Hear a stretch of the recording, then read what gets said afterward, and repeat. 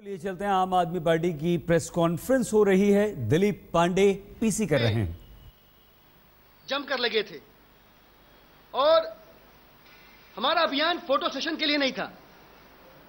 हम जमीन पे अपनी विधानसभाओं के, लोकसभाओं के, जिलों के सबसे गंदे इलाके को साफ करते हुए नजर आए और बाद में उसे साफ रखा, जो इस बात का प्रमाण है कि भले ही कुछ सरकारें एक साल पहले बनी हो इस देश के अंदर, लेकिन जहां तक सफाई की बात है, आम आदमी पार्टी के दिल के बेहद करीब यह मसला रहा है, बेहद करीब यह विषय रहा है।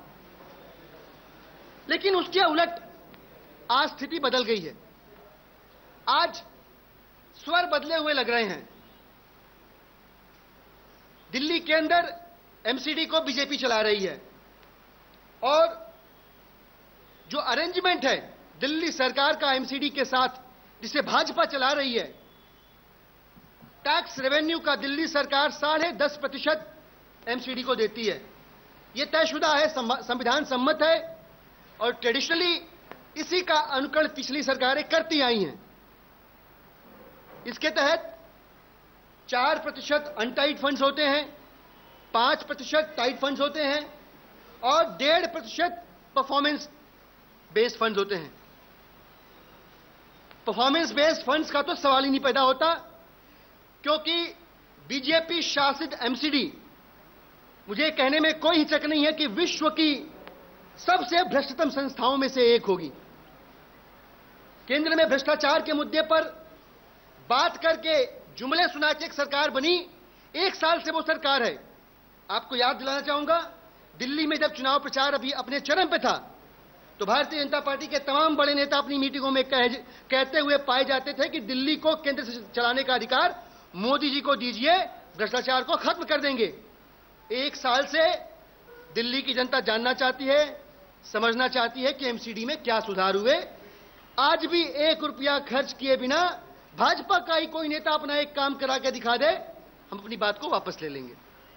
तो यह तो तयशुदा है कि दिल्ली में भाजपा शासित एमसीडी विश्व की सबसे भ्रष्ट संस्थाओं में से एक है। और एक शोध के मुताबिक जो आंकड़े हमारे पास आ रहे हैं, चौंकाने वाले हैं। हमें पता चला कि 22,000 कर्मचारी दिल्ली के अंदर घोस्ट एम्प्लॉइज हैं। जी, घोस्ट एम्प्लॉइज क्या होता है? घोस्ट एम्प्लॉइज का मतलब इनकी सैलरी तो जाती रहती है, पर फिजिकली ये कहां एग्जिस्ट करते हैं, इनके वर्क और एलोकेशन की जिम्मेदारी कहां से तय होती है, ये किसके प्रति अकाउंटेबल है, ये तय करना बड़ा मुश्किल काम है। हम आरोप नहीं लगा रहे, लेकिन अगर ऐसी बातें पब्लिक डोमेन में हैं तो एक बहुत बड़े जांच का मसला है। इस पे इंडिपेंडेंट इंक्वायरी होनी चाहिए और पता लगाया जाना चाहिए कि इसके लिए कौन से लोग, भाजपा के कौन से नेता जिम्मेदार हैं। क्योंकि आप सोच के देखिए कि 22,000 कर्मचारियों के नाम पे जो तनख्वाह निकलती होगी, वो अमाउंट कितना बड़ा होगा, कितना विशाल होगा। ये कितना बड़ा घोटाला है अपने आप में। दुख इस बात का होता है कि सीबीआई एमसीडी के ऊपर एक रेड डालती है बर्थ सर्टिफिकेट के मामले में और उसके ऊपर कोई चर्चा नहीं होती। जब ऐसी चीजें होती हैं इस देश के अंदर, इस देश की राजधानी के अंदर, तो आगे अगर ऐसी कोई घटना हो जिसमें भाजपा शासित इंस्टीट्यूशंस अगर सवालों के घेरे में खड़े होते हैं, तो बाकी की जो एंटिटीज हैं, जो बाकी के जिम्मेदार स्तंभ है लोकतंत्र के, उनका क्या रुख होगा, यह सोचनीय है। हम भारतीय जनता पार्टी के लोगों से सवाल करना चाहते हैं, समझना चाहते हैं कि जब शीला दीक्षित की सरकार थी, लगभग 1800 करोड़ रुपए का लोन दिया गया था एमसीडी को। आज जब सैलरी का अनुदान देने की बात आती है, एमसीडी कहती है भाई साहब वो लोन तो भूल जाओ, हमें और पैसे चाहिए, हमारे कर्मचारियों को तनख्वाह नहीं दे पा रहे हम, हमें और पैसे चाहिए। हमने कहा बात ठीक है, लेकिन एमसीडी जिसकी जिम्मेदारी अकाउंटेबिलिटी एमएचए को तय है, क्या वो दिल्ली की जनता के प्रति जवाबदेह नहीं है? 1800 करोड़ रुपए कोई छोटी रकम नहीं होती। उन पैसों का हिसाब किताब लेने के लिए दिल्ली सरकार या दिल्ली की जनता किसके पास जाए, यह बड़ा प्रश्न है। 1800, और हमने फिर भी आपकी बात को मान लिया, फिर भी आपकी बात को माना और ईस्ट दिल्ली की एमसीडी को पैसे रिलीज किए तनख्वाह के लिए। एक बार रिलीज किए, पूरी इंप्लॉइज को वो पैसा डिसबर्स नहीं हुआ। दोबारा हड़ताल की गई। मैं बात कर रहा हूं 1.5-2 महीने पहले की। फिर पैसे रिलीज किए गए तो वो हड़ताल खत्म हुई और आज दोबारा नॉर्थ एमसीडी में और ईस्ट एमसीडी में वही हालत बन चुकी है।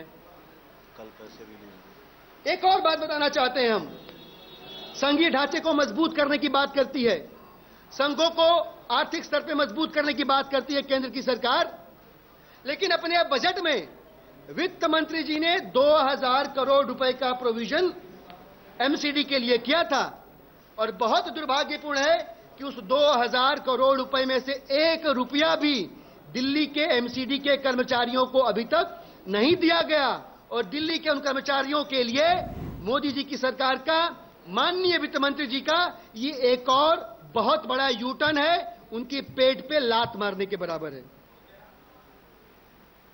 इसके उलट दिल्ली सरकार ने जब वोट ऑन अकाउंट पेश किया था तो एमसीडी के लिए 2849 करोड़ रुपए का प्लांट फंड का प्रोविजन किया हुआ है और 1661 करोड़ रुपए का नॉन प्लांट फंड का प्रोविजन किया गया है।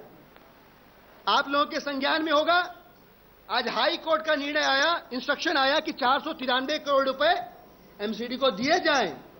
हम बताना चाहते हैं माननीय उच्च न्यायालय को कि आपके इस निर्देश से पहले ही दिल्ली की सरकार ने, एमसीडी के कर्मचारियों का भला सोचने वाली सरकार ने कल ही 513 करोड़ रुपए ईडीएमसी और नॉर्थ दिल्ली की एमसीडी को ऑलरेडी रिलीज कर दिया। आपने 493 कहा, आपकी सूचना से पहले, आपके निर्देश से पहले दिल्ली में रहने वाले आम आदमी पार्टी के जो वोटर भी हैं, उन सारे एमसीडी के कर्मचारियों के लिए दिल्ली की सरकार ने 513 करोड़ रुपए ऑलरेडी रिलीज कर दिए हैं, जो इस बात का प्रमाण है कि हमें चिंता है, हम गंभीर हैं, लेकिन हम किसी के घर के चूल्हे की कीमत पे राजनीति नहीं करना चाहते।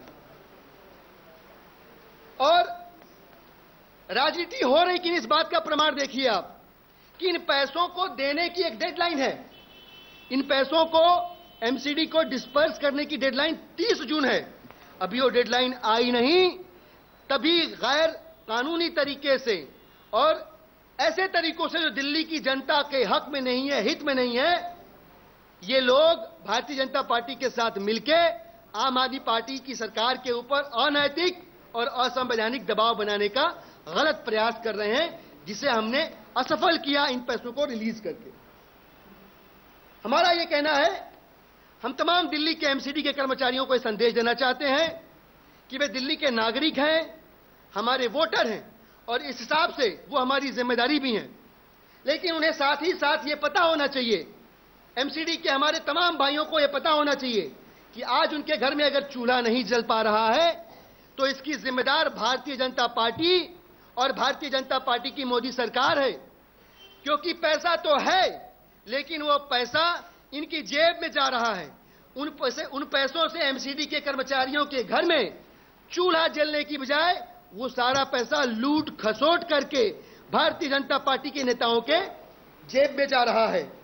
इसलिए हम बताना चाहते हैं कि आइए हम और आप सब लोग मिलकर अपने देश के प्रधानमंत्री से, ऐसे प्रधानमंत्री से रिक्वेस्ट